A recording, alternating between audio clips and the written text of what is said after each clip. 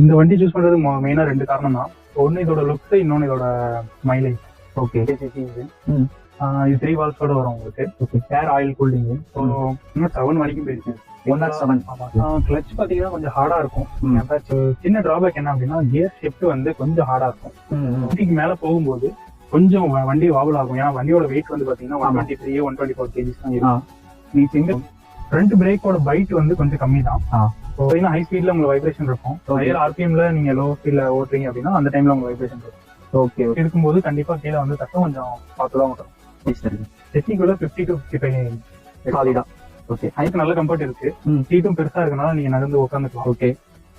இன்னும் டிஸ்பிளேவே வந்து ப்ராப்ளமா இருக்கு. டிஸ்பிளே வந்து டல் ஆயிடுது.